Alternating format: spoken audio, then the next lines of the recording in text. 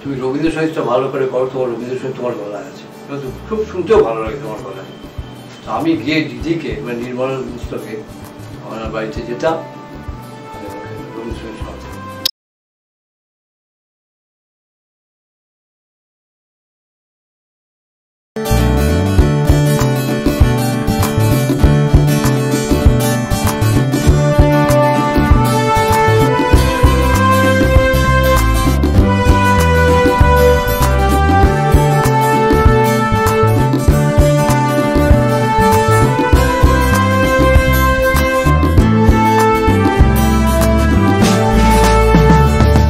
নমস্কার, আজ আমরা চলে এসেছি এমনই একজন সঙ্গীত শিল্পীর কাছে যিনি হুগলি জেলার হিন্দি গানের সম্রাট বলে পরিচিত, ডাক্তার দিলীপ কুমার দাস। তিনি একাধারে যেমন হোমিওপ্যাথি চিকিৎসক তেমনি মেকানিক্যাল ইঞ্জিনিয়ারও বটে। চলুন আজ তার মুখ থেকে কিছু শুনে নিই আমরা অজানা কথা। নমস্কার, আমি ডাক্তার দিলীপ কুমার দাস। আপনার সঙ্গীত জীবনে প্রবেশ কিভাবে? অ্যাকচুয়ালি আমি যখন ক্লাস 9-এ পড়ি 1956, তখন মানে অজান্তেই আমি গান করে ফেলতাম আর কি। মায়ের কাছে শুনতাম আমার মামারা গান করতেন, কিন্তু মামার বাড়িতে আমার পরপর 3-4 মামা যাত্রা দলের গান গাইতে গাইতে তারা মারা যায়। তারপরে আমাদের মামার বাড়িতে গান বন্ধ হয়ে যায়, কিন্তু আমার মধ্যে গান ছিল, আমি গানটা শুরু করলাম। এবং আমি বাংলা গানের থেকে হিন্দি গান পছন্দ করতাম। তখন বিনাকা গীত মালা বলে একটা প্রোগ্রাম হতো বুধবারে, আমি শুনতাম খুব। ওই শুনে শুনে আমি গান তুলতাম। তারপরে যথারীতি আমি 1958-এ যখন কলেজে প্রবেশ করলাম, ফার্স্ট ইয়ারে পড়ি, তখন পাটনা থেকে একটি ছেলে এসেছিলো আমাদের সময় পড়তো, সুকুমার মুখার্জি। তিনি পাটনা রেডিও স্টেশনে গান করতেন, খুব ছোটো বয়সে পাটনা রেডিও স্টেশনে সুযোগ পেয়েছিলেন। এবং আমার আরেক বন্ধু বদ্রীনারায়ণ চট্টোপাধ্যায়, তিনিও খুব ভালো গান করতেন। তাদের সংস্পর্শে গিয়ে আমি ওই কলেজে অফ পিরিয়ড থাকতো, আমি গান করতাম ওদের সঙ্গে। তখন ওরা আমার খুব ইন্সপায়ার করেছিল যে তোমার মধ্যে গান আছে, সঙ্গীত আছে, তুমি সঙ্গীত চর্চাটা করো। তারপরে বেশ কিছুদিন ধরে যেখানে সেখানে ফাংশন হতো ওরা নিয়ে যেত, ওরা ওদের সঙ্গে আমি গান টান করতাম। করতে করতে 1960-62 সাল, এই সময়টা ঠিক এক্সাক্ট মানে 60 সাল কি 62 সাল হবে, চায়না তখন আমাদের ভারতবর্ষ আক্রমণ করেছিল। এরকম একটা সময়ে আমার বন্ধু বদ্রীনারায়ণ চট্টোপাধ্যায়, উনি ওনার শিক্ষক, আর আমার পরবর্তীকালে আমার উনি গুরু হয়েছিলেন, শ্রদ্ধেয় ঈশ্বর নিতাই চট্টোপাধ্যায়ের কাছে নিয়ে যান। তিনি তার কাছে আমি তালিম শুরু করলাম। তিনি প্রচণ্ড মানে নিষ্ঠা সহকারে আমায় সঙ্গীত শিক্ষা দান করেছিলেন। এবং তার দয়ায় আমি 1970 দশকে 1970-71 কি 72 সালে আমি আকাশবাণীতে রবীন্দ্রসঙ্গীতে চান্স পাই, হিন্দি গান থেকে রবীন্দ্রসঙ্গীত একদম। তখন আমি হিন্দি গানটা আস্তে আস্তে কমাতে আরম্ভ করি, এবং কমাতে তারপরে তখন কিন্তু আমি হিন্দুস্তান মডেলে একজন ইঞ্জিনিয়ার হিসাবে চাকরি করি ওই সময়।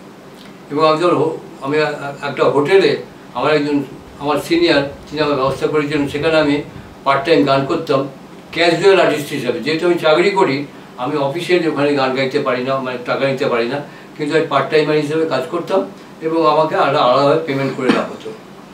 এবং আমার খাবারের প্যাকেট, রাত্রিবেলা আসার সময় আমার খাবারের প্যাকেটও দিয়ে দিতেন। তো এইভাবে আমি রবীন্দ্রসঙ্গীতে প্রবেশ করলাম, একদম হিন্দি গান ছেড়ে দিলাম, হিন্দি গান আর গাইতাম না। তখন রবীন্দ্রসঙ্গীতটা কী ভালো করে আমায় জানতে হবে, শিখতে হবে।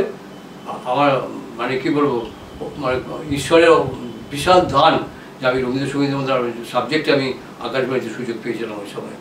যাই হোক, তবে আমি রবীন্দ্রসঙ্গীত যখন শুরু করলাম, আমি হিন্দি গান একদম ছেড়ে দিলাম। কিন্তু হিন্দি গানে প্রচুর আমি পয়সা পেয়েছিলাম। ওই 58 সাল থেকে আর 70-71 সাল পর্যন্ত হিন্দি গানে আমার প্রচুর পয়সা দিয়েছে, প্রচুর নাম সম্মান দিয়েছে। তারপরে আর হিন্দি গান খুব একটা গাইতাম না, রবীন্দ্রসঙ্গীত বা পুরনো দিনের আধুনিক গান এই সমস্ত আমি গাইতাম। গাইতে হঠাৎ এই যে আমাদের করোনা এলো 2020-21 সালে, ওই সময় আমার 2-1 পুরনো বন্ধু আমাকে বললো, তুমি তো বহুত পুরনো দিনের গান করতে এবং তখন তোমাকে হিন্দি গানের আবার সম্রাট বলতাম, তো সেই সব গান কি তুমি ভুলে গেছো? আমি জান আমি খুঁজলেই পাওয়া যাবে, গাইতে পারবো, আমার সব খাতা খুঁজলেই পেয়ে যাবো, দু চারটে ছাড়ো না। এখন তো অনেক ভালো ভালো তোমার গান আছে, এবং এখন মোবাইলে তো সোশ্যাল মিডিয়া এগুলো তুমি ইজি চেষ্টা করলে তুমি ওগুলো পাঠাতে পারো। এই শুরু করলাম আমি আবার নতুন করে হিন্দি গান। তারপর এটা তো করোনার পরের কথা, আমি বলছি আপনি যখন চাকরি জীবনে যখন গান করতেন, সঙ্গীত চর্চা তার সাথে সাথে চাকরি দুটোকে ব্যালেন্স কিভাবে করতেন? হ্যাঁ, ব্যাপার কি আমি অ্যাকচুয়ালি আমি যে ডিপার্টমেন্টে চাকরি করতাম, রিসার্চ অ্যান্ড ডেভেলপমেন্ট, তো সেখানে আমার ডিউটিটা অদ্ভুত ছিল, মানে 7:50 থেকে 4:20, সকাল 7:50 থেকে বিকেলবেলা বিকেল 4:20। আচ্ছা, ফলে তারপরে 4:20 আমি 4:45টার মধ্যে হিন্দমোটর থেকে বাড়ি চলে আসতাম, অফুরন্ত সময়। তো সেই সময় আমার সঙ্গীত চর্চাটা খুব ভালো হতো। আমার একটা অর্কেস্ট্রা পার্টি ছিল, মৃত্যুঞ্জয় দাস ছিলেন পরে, তিনি ভালো গিটার বাজাতেন, তার একটা অর্কেস্ট্রা পার্টি ছিল, সেই অর্কেস্ট্রা পার্টিতে আমি তালিম পেতাম। প্লাস বেঞ্জামিন গোমেজ বলে, আমি যখন হোটেল সিঙ্গার ছিলাম, বেঞ্জামিন গোমেজ সাহেব বলে একজন ছিলেন, গোয়ানিজ ভদ্রলোক, তিনি দুর্দান্ত গান তুলে দিতেন আমাকে, যে এক একজনে গান ধরতেন আমাকে তুলিয়ে দিতেন। আমরা একদিনে 2-3টে করে গান তুলে নিয়ে আসতাম ওনার কাছ থেকে। মানে ওনাকে আমি প্রণাম জানাই, শ্রদ্ধা জানাই, যেখানে উনি আজকে থাকুন। উনি আমার আরেকজন বড় গুরুদেব ছিলেন হিন্দি গানে। আর শ্রদ্ধ নিতাইদা আমাকে মানে প্রচুর মানে ক্লাসিক্যাল গান শিখিয়েছিলেন, এবং আমি শ্রদ্ধ নিতাই চট্টোপাধ্যায়, উনি খুব ভালো ক্লাসিক্যাল গায়ক ছিলেন, এবং ওনার অনেক ছাত্রছাত্রী ছিল ওই সময়, এবং উনি আমাকে নিয়ে গেছিলেন। আমি এখনও আছে সুর ছন্দম বলে শ্রীরামপুরের একটি সংস্থা, সেখানে আমি কনফারেন্সেও গান করেছি, ক্লাসিক্যাল গান করেছি। তারপর আমি পুরোপুরি মনোনিবেশ দিলাম রবীন্দ্রসঙ্গীতে। তারপর রবীন্দ্রসঙ্গীত যথারীতি আমি। আচ্ছা, রবীন্দ্রসঙ্গীতে তো পরে আসা, একদম প্রথম জীবনে হঠাৎ হিন্দি গানকেই বেছে নেওয়া কেন? কেন জানি না, আমার মধ্যে আমি যখন বিনাকা গীতমালা শুনতাম, আমি হিন্দি গানের আমি মানে আকৃষ্ট হয়ে গেছিলাম। সেই থেকে আমি হিন্দি গানটাকে বেশি পছন্দ করতাম। আর তখন গানের কি কথা, কি সুর, সে সমস্ত গান এখন আর হয় না। যার জন্য এখনকার যারা গাইয়ে, কুমার শানু বা অরিজিৎ, আমি এদের গান আমি গাইতে পারবো না, আমি জানিও না, শুনিও না, পারবো না, শুনিও না আমি ওদের গান। আমার যা আছে ওই মোহাম্মদ রফি, তারাক মাহমুদ, হেমন্ত কুমার, হেমন্ত দা, সদ্য হেমন্ত দা, তারপর কিশোর কুমার, এদের গান আমি গাই, স্বাচ্ছন্দ্য বোধ করি। ইভেন লতা মঙ্গেশকর, শামসাদ বেগম, সেখানে আমার একটা প্রশ্ন আছে, যে এখনকার যাদের আপনি নাম বললেন তারা প্রত্যেকে কিন্তু খুব বড় গাইয়ে, তাহলে আপনার এখনকার গান পছন্দ হচ্ছে না কেন? মানে সেটা কি সুরের জন্য? মানে তৎকালীন সুরের সঙ্গে এখনকার সুরের অনেক তফাৎ আছে। হ্যাঁ, সেটাই জানতে চাই। তফাৎ এবং কথারও তফাৎ আছে, কারণ এনারা কিন্তু খুব বড় গাইয়ে, মানে নো ডাউট। এখনকার অরিজিৎ তো বিশাল বড় গাইয়ে, নো ডাউট। কুমার শানুও বিশাল বড় গাইয়ে, তাদেরকে আমি ছোট একদম করছি না, কিন্তু কেন জানি না তখনকার গানের যে সুর বা মাদকতা যা ছিল এখনকার গানের মধ্যে সেটা পাই না, যার জন্য আমি আমাকে আকৃষ্ট করে। যখন যে সময়টা আপনার প্রাইম টাইম, গানের বয়স বা সঙ্গীতের যে প্রাইম টাইম, সেই সময়টায় আপনার ব্যস্ততা, চাকরি, তার সাথে সাথে প্রচুর প্রোগ্রাম, আপনি একটু আগে বললেন আপনি তালিম নিচ্ছেন, প্রোগ্রাম করছেন, তো পরিবারে তো সেভাবে সময় দিতে পারতেন না, তাহলে পরিবার কিভাবে মেনে নিয়েছিল? না, এর কারণ হচ্ছে আমার পরিবার, যিনি আমার স্ত্রী ওর কথা বলেন, তিনি একজন সঙ্গীত শিল্পী ছিলেন, সুতরাং তিনি ওই স্যাক্রিফাইসটা করেছিলেন। উনি বলেছিলেন, ঠিক আছে, আমি তো এখন আর কিছু করতে পারবো না, ওই জায়গায় যেতে পারবো না, তুমি যে জায়গায় আমি যেতে পারবো না, সুতরাং তুমি করো, আমি ছেলে মেয়ে সামলাবো, এইটা উনি স্যাক্রিফাইসটা করেছিলেন। ফলে আমার এগিয়ে যাওয়ার সুবিধা হয়েছিল, এবং আমি চাকরি তখন হিন্দুস্তান মোটরে আমি আজ ইঞ্জিনিয়ার চাকরি করি। আমি বাড়িতে আসতাম, আমার খাতাপত্র গুছিয়ে দিতাম, আমি টিউশানি করতাম। তারপর আমার বাবা রিটায়ার হয়ে গেছে, ছোটো ভাই বোন ছিল, তো তাদের মানে দেখাশোনা করা বা তাদের মানুষ করার জন্য আমার সংসারে প্রচুর হেল্প করতে হতো, মানিটারি হেল্প করতে হতো আর কি। তো সেই জন্যে আমার প্রচুর টিউশানি করতে হতো। এবং সবথেকে মজার ব্যাপার হচ্ছে, আমি মানে আমি 1962 ওইসব কথা বলি, তখন আমি প্রোগ্রাম করতে যেতাম, আমার বলে দেওয়া হতো যে আপনি 10টার পর আসবেন, আমি কারণ আপনি একদম শেষ শিল্পী। এবং আমার একটা রিক্সা ওরা ছিল, তাকে আমি 2 টাকা দিতাম, এবং কর্মকর্তারা আমার 10 টাকা দিত। 1962 10 টাকার অনেক মূল্য ছিল, তো রিক্সা 2 টাকা দিয়ে 3-4 ঘন্টা আমার সঙ্গে থাকতো। আমার গান ওখানে আমি পৌঁছে দিত, ওখান থেকে গান টান গিয়ে আমি আবার বাড়ি ফিরতাম, ওই 2 টাকা দিতাম এবং আমি 8 টাকা, তখন ওই 8 টাকার অনেক মূল্য ছিল। তো মানে আমার, এবং আমি প্লাস আমি টিউশনই করতাম, আমার সংসার ভালোভাবে চলে যেত ওই সময়। আমার পরিবারের দিক থেকে কোনোদিনও কোনো আপত্তি হয়নি। আচ্ছা। এবং আমার আশেপাশে প্রতিবেশীরাও আমাকে খুব ভালোবাসতো এবং আমার রেডিও প্রোগ্রাম ধরে তারা গান টান শুনতো, আমার চিয়ার আপ করতো। আমি আমার প্রতিবেশীদের কাছ থেকে আমি পেয়েছিলাম সাপোর্ট। আর আপনি যে কলকাতায় হোটেলে গান গাইতেন, আপনার মানে ওখানে যে অডিয়েন্স, তারা তো পার্মানেন্ট অডিয়েন্স তো সেখানে থাকতো না, কিছু পার্মানেন্ট অডিয়েন্স থাকতো যারা হয়তো রেগুলার আসতো, কিন্তু বেশিরভাগই তো অনিয়মিত। তো সেটার একটা অভিজ্ঞতা একটু শেয়ার করুন। আমি বলছি, একটা ঘটনা বলছি। আমার পরবর্তীকালে উনি আমার টিচার হয়েছিলেন, সদ্য সোমেশ ঘোষ, রবীন বন্দ্যোপাধ্যায় বলে বোম্বে একজন মিউজিক ডিরেক্টর ছিলেন। তো প্লাস আমি ভদ্রলোক ধীরেন্দ্র চৌধুরী, উনি আমার পরবর্তী অফিস কলিগ ছিলেন। তো ওরা কয়েকজন মিলে গিয়েছিলেন। তো আমার গান শুনে ওরা বললেন যে এরকম, ভাই তুমি বোম্বে যাবে? আমি বলছি বোম্বে গিয়ে কীভাবে যাব, কি করব, কোথায় থাকবো? বললো আমার বাড়িতে থাকবে। রবীন্দ্রবাবু বললেন আমার বাড়িতে থাকবে, আমি তোমাকে সুযোগ করে টরে দেবো। তো বিশাল বড় পাওয়া। হ্যাঁ, তুমি চাকরি ছেড়ে দাও। আমি যাবো, একটু কথা বলতে দিন, বাড়ির লোকের সাথে কথাবার্তা বলি। তো আমার ওয়াইফ বললো ঠিক আছে তুমি চলে যাও, আমি চাকরির ব্যবস্থা করে দেবো। আমার বাবা তো আমার বাবা প্রবর্তক জুটমিলটা তো অনেক বড় চাকরি করেন। আমি বাবাকে বলে একটা চাকরির ব্যবস্থা করে তুমি চেষ্টা করে চলে যেতে। ওই সময় আমার একটা অ্যাক্সিডেন্ট হয়, আমার অ্যাপ্রেন্টিস বাস্ট হয়। তো তারপরে আমি হসপিটালাইজ হই এবং করুণাময়ের অসীম কৃপায় আমি বেঁচে যাই।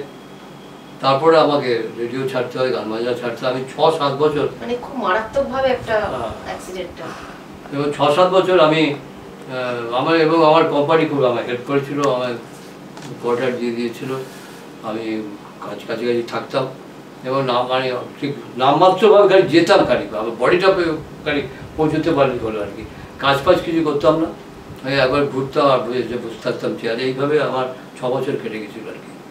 তারা খুব সাহায্য করেছিল, আমার অফিস কলিগরাও খুব সাহায্য করেছিল।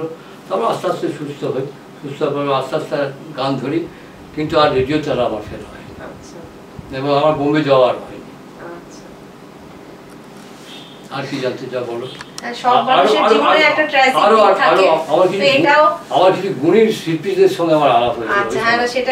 সেটা হচ্ছে দীনেন চৌধুরীর সঙ্গে পরবর্তীকালে উনি আমার হিন্দমোটরে চাকরি করতেন এবং আমার সঙ্গে খুব ভালো তার আলাপ হয়ে গেছিলো। তো উনি, ওনার বাড়িতে আমি প্রায় যেতাম। একদিন কি হয়েছে, এক ভদ্রলোক এসে বসলেন, আমি তখন রেডিও প্রোগ্রামের গানগুলো ওনার বাড়িতে প্র্যাকটিস করতাম। যখন প্রোগ্রাম মানে চিঠি আসতো, আমি ওনার বাড়ি থেকে গানগুলো প্র্যাকটিস করতাম। সেই সময় ভদ্রলোক ঢুকলেন, আমার বললেন দিনেন আছে? আমি উনি বাজারে গেছে, আপনি বসুন। আমি ওনাকে চিনি না, কোনোদিন দেখিনি। হ্যাঁ, তখন তো প্রচার মাধ্যম এত ছিল না, এত স্ট্রং মিডিয়া ছিল না। ফলে কি হয়েছে, তো আমি বসে মেজাজে প্রায় 20 মিনিট ধরে গান করছি, একটার পর একটা গান গাইছি। উনি মাঝে মাঝে আমি তাকিয়ে দেখি উনি গান নাড়ছেন। তারপরেই তো জিনেন্দা ঢুকলেন যখন বাজারে, ব্যাগ ফ্যাগ নিয়ে বললেন মান্নাদা কখন এসছেন, কতক্ষণ এসছেন? যেই বলি আমার গান বন্ধ হয়ে গেছে, আমার লোম ফোম খারাপ হয়ে গেছে। কার সামনে ধরে আমি গান গাইছিলাম এবং আমার গলাদের স্বর বন্ধ হয়ে গেছে। এবং ওটা মান্নাদা বুঝতেও পেরেছিলেন যে ছোকরা আমায় চিনতে পারিনি, তাই মেজাজে গান করে যাচ্ছে। এবং উনি মাথা নাচছিলেন, বলছেন খুব ভালো গান গাইছে, ভালো গান। উনি মাঝে মাঝে এই কথাও বলেছিলেন উনি। তারপরে গান বন্ধ হয়ে গেল। কী হলো, রবীন্দ্রসঙ্গীত কোনো গানই মাঝপথে থামাতে, গানটা কমপ্লিট করো। আমার বেরোচ্ছে না গান। আমি তো ওরা ঠকঠক করে কাঁপছি, একদম ঠকঠক করে কাঁপছি যে কার সামনে আমি এতক্ষণ ধরে গান গাইছিলাম। তো এটা আমার জীবনে বিরাট বড় পাওয়া এবং ভগবানকে অশেষ ধন্যবাদ যে উনি প্রথমে এসে বলেনি যে আমি মান্না দেব, যাহলে বললে তো আমি ওনাকে গানটা শোনাতে পারতাম না। তাই উনি আমার তারিফ করেছেন যে তুমি রবীন্দ্রসঙ্গীতটা ভালোই গাও, তুমি রবীন্দ্রসঙ্গীতই গাইবে। তো তখন তো আমি হিন্দি গান সত্যি ছেড়েও দিয়েছিলাম, আমি রবীন্দ্রসঙ্গীতে আমি গাইতাম। সেটা তো আপনি বললেন তখন রবীন্দ্রসঙ্গীতটা অনেক পরে এসেছেন, 1970 সালের পরে।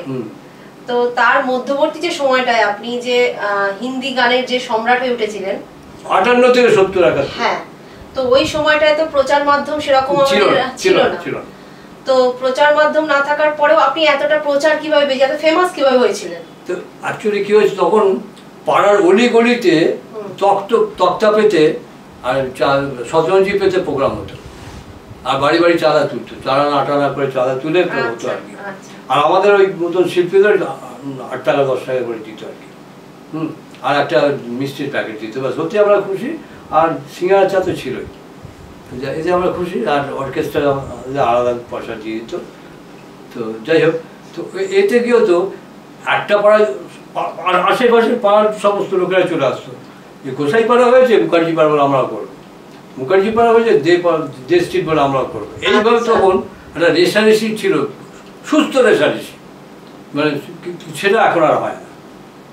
এখন যা প্রোগ্রাম হয়, নয় রবীন্দ্র ভবন, নয় শ্রীরামপুর টাউন হল, আর হলও নেই এখন, যার ফলে এখন এই দুটো হলের পর একটা ছোট্ট ঘটনা আপনি একটু আগে বলছিলেন, অফ ক্যামেরায় বলছিলেন, সেটা জানবো যে রেডিওতে অডিশন যখন আপনি দিতে গেছিলেন রবীন্দ্রসঙ্গীতে, তখন আপনি একটা ছোট্ট ঘটনা বলছিলেন, ইনসিডেন্ট, আপনার জীবনের স্মরণীয় ঘটনা, ওটা যদি একটু আমাদের অডিয়েন্সকে বলেন। তো আপনারা অনেকে জানেন বোধহয়, আমাদের ওই সময়ে 15টা গানের লিস্ট পাঠাতে হতো অডিশন দেওয়ার জন্য। আমি যথারীতি 15টা গানের লিস্ট পাঠিয়েছিলাম। তো আমি যখন অডিশনে আমার নাম ঘোষণা করা হলো, আমি ঢুকলাম এবং আমাকে বললো ওই কোন স্কেলে গান করবেন। আমি বললাম আমি সিসারে গান করবো। সিসার? আমরা হ্যাঁ সিসার। তো আমার তানপুরা ধরিয়ে দেওয়া হলো। আমি যে বললো তুমি ভাই বাজিয়ে করতে পারবে না, আমরা বাজিয়ে দেবো। আমি বাজিয়ে করতে পারি, আপনার বাজার আরও ভালো হয়। তো একজন উনি বাজাতে আরম্ভ করলেন। তো আমি সুরটা ভালো করে নিলাম, নিয়ে আমি কি করলাম, ধনীরাও আবার প্রথম আমি গানটা করলাম। গানটা গাইবার পরে পুরো গানটা উনি শুনলেন, ঠিক আছে। আর রাতের, এটা তো সকালে রাগাম, যে হ্যাঁ রাতের কোনো রাগের গান জানা আছে? আচ্ছা আমি দিয়েছি, আমি পুরবী রাগে। তারপর আমি অশ্রু নদী সুদূর পরে গানটা গাইলাম। গানটা উনি পুরো শুনলেন। শোনার পরে বলছে 15 নম্বর গানে ভুল করো না গো, ভুল করো না, ভুল করো না গো ভালোবাসা। এটা জাজ বলছেন? জাজ বলছে এই গানটা তুমি কি জানো? আমি হ্যাঁ, আমি যখন দিয়েছি আমি নিশ্চয়ই জানি, গানটা করো তো। আমি গানটা করলাম, উনি পুরোটা শুনলেন। পুরোটা শুনে বললেন তুমি কি গানটা ভীষণ অনুকরণ করেছো, কার কাছ থেকে করেছো বলো তো? আমি শ্রদ্ধেয় শিক্ষক, আমার গুরু উনি, আমি ওনাকে গুরু বলে মানি, পঙ্কজ কর্মমল্লিক। উনি বললেন আমি পঙ্কজ কর্মমল্লিক, তুমি আমার কোথায় আমাদের, তুমি আমার ছাত্র? আমি বলছি হ্যাঁ আমি আপনার ছাত্র। বলছে হ্যাঁ গলা ফলা তো তুমি প্রচণ্ড নকল করেছো, গানটা খুব ভালোই গেয়েছো, ঠিক আছে তুমি ওই ক্যান্টিনে গিয়ে বসো, আমি তোমার ডেকে নেবো, তোমার সঙ্গে আমার কিছু কথা আছে। আমি ক্যান্টিনে চলে গেলাম। 1 ঘন্টা 2 ঘন্টা 3 ঘন্টা 4 ঘন্টার পরে উনি, 4.5 ঘন্টা পরে উনি আমার এক ভদ্রলোক গেলেন, বললো আপনাকে পঙ্কজবাবু রাখছেন। আমার বললো যে আমি দেখলাম ওনাকে হচ্ছে চিনি না, একজন বললেন ইনি পঙ্কজ কর্মমল্লিক। আমি নমস্কার করলাম। নমস্কার করে বললো যে তুমি আমার কোন স্কুলে, কোথায় আমার গান শেখো বলতো? আমি কোথাও তো শিখি না। ওইসব আরও কিছু গার্জিয়ানরা তাদের ছেলে মেয়েদের নিয়ে গেছিলেন। তারপর যেরকম একটা বিশ্বমান্য লোকের সঙ্গে তুমি ইজরামি করছো, ছাগলামি করছো। আমি বলছি না, আমি ওনার কাছেই গানটা শিখেছি, ওনার কাছেই গানটা শিখেছি। আপনারা শুনুন ভালো করে, আমার কথাটা শেষ করতে দিন। সঙ্গীত শিক্ষার আসরে উনি গানটা শেখান। সঙ্গীত শিক্ষার আসরটা কি তৎকালীন একটা রেডিও অনুষ্ঠান? রেডিও অনুষ্ঠান। আচ্ছা, 9:30 থেকে 10টা হতো। তো উনি গানটা শিখিয়েছেন। 9টা থেকে 9:30 কি 9:30 10টা হতো, 8 ঘন্টার প্রোগ্রাম। উনি এই সময় গানটা শিখিয়েছেন এবং 4 লাইন করে গানটা শেখাতেন। অনেকদিন ধরে গানটা শিখিয়েছিলেন।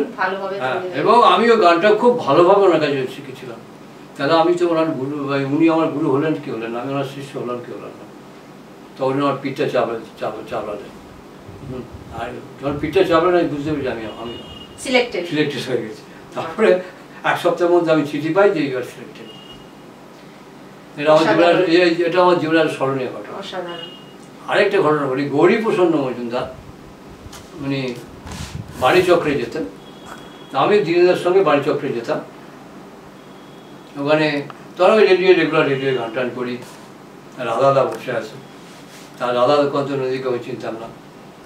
উনি ভাই দিনেদা পরিচয় করে দিল যে উনি আমার অফিসে কাজ করেন, না আমার ছাত্রস্থানীয় বলতে পারো, আমার কাছে টুকটাক লোকসঙ্গীত শেখে। আমি যে হ্যাঁ আমি ওনার কাছে লোকগীতি শিখি। তো বলি ভাই রবীন্দ্রসঙ্গীত কী জানেন একটু বলো, বা রবীন্দ্রসঙ্গীতকে আমি ভয় পাই যদি বিৎকরে সব তাল আছে, বিৎকরে তালের গান করো না। তখন আমি তো জানি না উনি রাধাকান্ত নন, উনি মানে মজা করে বলছেন এটাও মানে আমি বিৎকরে তাল আছে সব বলে মাঝে মাঝে এমন করতেন আর কি। পান খেলে মুছে নিতেন মুখটা। তারপরে আমি যথারীতি যখন গানটা ধরলাম, খালি তবলার চাঁটিটা যখন মানলেন আমি বুঝতে পারলাম যে একজন বিখ্যাত তবলা আমার সামনে বসে আছে। পরে জানলাম উনি রাধাকান্ত নন। ওনার পায়ে ডাইভ আমার পায়ে ডাইভ মারলাম। সেই সময় গৌরীপ্রসন্ন মজুমদার এসেছিলেন, এসে বললেন দিনেন আমার তো শ্রীরামপুরের রোববার একটা প্রোগ্রাম আছে, তোমার কি একজন ছাত্র আছে যে শ্রীরামপুরে থাকে? বলে এই তো দিল্লি বসে আছে। বলে ভাই আমি শ্রীরামপুর রবীন্দ্রভবনে যাবো, আমার একটু হেল্প করতে হবে, একটু নিয়ে যেতে হবে। আজ আপনি কখন যাবেন বলে আমি শ্রীরামপুর স্টেশনে দাঁড়িয়ে থাকবো। তো উনি তারপরে এলেন, আমার বাড়িতে এসেছিলেন, আমি নিজেকে ধন্য মনে করি। তো উনি আমার সঙ্গে সেদিনকে আমি ওর সাথে প্রায় 4 ঘন্টা কাটিয়েছিলাম। এটা একটা বড় পাওনা। এইসব গুণী লোকের আমি সংস্পর্শে এসেছিলাম, এতে আমার জীবন ধন্য। আমি বড় শিল্পী হতে পারিনি, কিন্তু যতটুকু শিল্পী হয়েছি যাদের সঙ্গে মিশেছি তাতে আমি নিজেকে ধন্য মনে করি। আমরা শুনেছি আপনি শ্রীমতী নির্মলা মিশ্রের খুব কাছের মানুষ। হ্যাঁ, এইটা একটা বলে দিই। আমার যখন অ্যাক্সিডেন্টটা হওয়ার পরে আমি নিউ আলিপুরে থাকতাম, তো তখন মোটামুটি আমি সুস্থ। তখন আমি বরিশাতে মানে বিহারাতে প্রোগ্রাম টোগ্রাম করে বেড়াতাম। তো নির্মলাদি আমার ঠিক উল্টো দিকে ওই অনেক জায়গাটা যেন কি বলে ঠিক উল্টো জায়গাটা চেতরাতে উনি থাকতেন। চেতরাতে জাস্ট বিচটা পেরোলেই আর কি ওনার বাড়ি। তো আমি যে রোববারে আমি ওখানে থাকতাম ওই যে মান্নাদে বলে গেছিলেন তুমি রবীন্দ্রসঙ্গীতটা ভালো করে করো, তোমার রবীন্দ্রসঙ্গীত তোমার গলায় আছে, খুব শুনতেও ভালো লাগে তোমার গলায়। তো আমি গিয়ে দিদিকে মানে নির্মলা মিশ্রকে আমার বাড়িতে যেতাম, আমি আমাকে রবীন্দ্রসঙ্গীত শোনাতাম। এবং ওনার সাথে কিভাবে আলাপ সেটা একটু যদি বলে দেন আমাদের দর্শকদের। আমার অফিসে ওনার এক সম্পূর্ণ ভাইকে ইন্সপেকশনে চাকরি করতেন অ্যাজ এ ইন্সপেক্টর। তো তিনি আমায় নিয়ে গেছিলেন যে আমার দিদি আপনি ছিলেন নির্মলা মিশ্র, আমি দিদি ছিল বিখ্যাত গাইয়ে। তো উনি নিয়ে গেছিলেন আমাকে ওনার বাড়িতে, তো আলাপ করেছিলেন। তারপরে আর উনি আসেননি, আমি নিজেই যেতাম। বলে তুমি এখানে থাকো, আমার চলে আসবে, তুমি যখন সময় পাবে আমার চলে আসবে, কোনো ব্যাপার নেই। তো আমি ওরা যেতাম, উনি ফুলকো লুচি আর আলুর তরকারি কালো জিরে দিয়ে করে দিতেন। আমি বেশ মজাতে খেতাম, 4-5টা লুচি খেতাম, চা করে খেতাম। আর উনি 3-4টে পান মুখে গুঁজে দিয়ে আরও নিয়ে বসে পড়তেন। তারপর কিন্তু আমার 2-3টে গান উনি শুনতেন। বলে আমি রবীন্দ্রসঙ্গীত ভালো জানি না, আমি আমার গান গাই, তুমি তোমার গান করো। খুব মজা করে মনে করতেন আর কি। তো এইভাবে আমার হয়তো বললাম আমার জীবন ধন্য যে আমি এনাদের মতন মানে শিল্পীদের সংস্পর্শে গিয়েছিলাম। আচ্ছা, আপনি প্রথম যখন মঞ্চে উঠেছেন তখন আপনি মানে কত বছর বয়স তখন আপনার? তখন আমার বয়স কত হবে, 16-17 বছর মাত্র। মানে প্রফেশনাল ভাবে উঠেছেন 58 সাল। 17 বছর। আপনার সেই প্রথম দিনের অভিজ্ঞতাটা একটু আমাদের দর্শককে একটু শেয়ার করুন। আমার ঠিক মানে মনে নেই, তবে আমার একটা মনে আছে, এক ভদ্রলোক 2টো লজেন্স দিয়েছিল আমাকে। আচ্ছা, গান হয়ে যাওয়ার পরে 2টো লজেন্স দিয়েছিল। আর একটা বড় ঘটনা আমি বলি, 1974 কি 75 ভারতের Communist Party Serampore town Rabindra ভবনে একটা ওদের একটা পার্টির মিটিং ছিল।